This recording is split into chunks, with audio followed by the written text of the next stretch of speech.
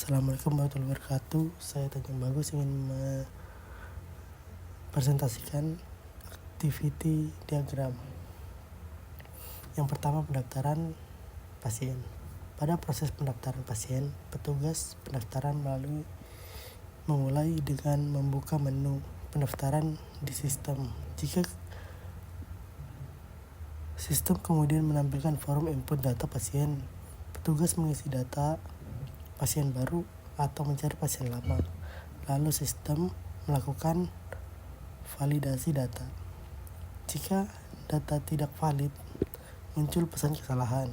Jika valid, sistem menyampaikan data pasien dan mencetak kartu pasien. Akhirnya, sistem menampilkan notifikasi bahwa pendaftaran berhasil dilakukan. Proses berakhir setelah kartu pasien diberikan kepada pasien. Yang kedua, poliklinik anak.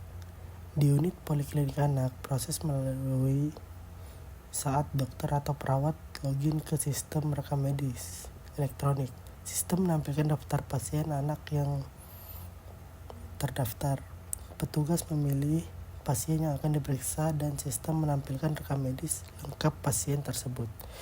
Dokter kemudian mengisi diagnosis dan terapi, sementara perawat mencatat tindakan yang diberikan. Setelah selesai, sistem otomatis menyimpan dan memperbarui data rekam medis anak. Dengan begitu, seluruh riwayat pasien terekam dengan aman dan bisa diakses kembali saat dibutuhkan. Yang ketiga, farmasi. Proses di unit farmasi dimulai ketika petugas farmasi login ke sistem informasi. Sistem menampilkan dashboard stok obat. Petugas memasuki data obat masuk atau keluar sesuai transaksi harian. Sistem secara otomatis memperbarui jumlah stok dan melakukan pengecekan terhadap obat yang hampir kedaluarsa atau stok yang menipis. Jika ditemukan kondisi tersebut, sistem menampilkan notifikasi peringatan selanjutnya. Petugas dapat mencetak laporan stok harian atau bulanan, dan sistem menghasilkan laporan dalam bentuk PDF atau Excel untuk arsip.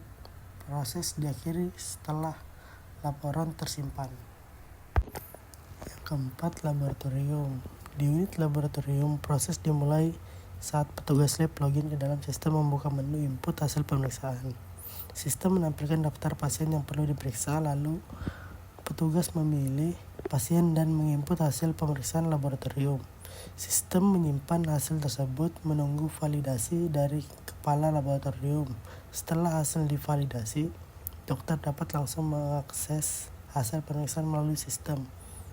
Akhir, sistem mengirim notifikasi bahwa pemeriksaan sudah tersedia.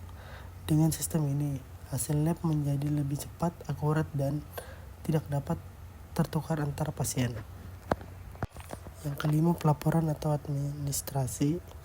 Pada unit pelaporan atau administrasi, staf administrasi login terhadap sistem pelaporan. Sistem secara otomatis menampilkan rekap data dari seluruh unit pendaftaran, poli, farmasi, dan laboratorium. Staf verifikasi data laporan bulanan, lalu sistem menyampaikan daftar laporan otomatis kepala puskesmas melalui verifikasi digital, dan sistem menyampaikan status laporan yang sudah disetujui. Setelah itu, laporan dikirim ke dinas kesehatan secara elektronik dan sistem mengkonfirmasi bahwa laporan telah berhasil dikirim. Sistem juga menyampaikan arsip laporan dalam format PDF atau Excel untuk dokumentasi. Sekian dari saya akhiri. Assalamualaikum warahmatullahi wabarakatuh.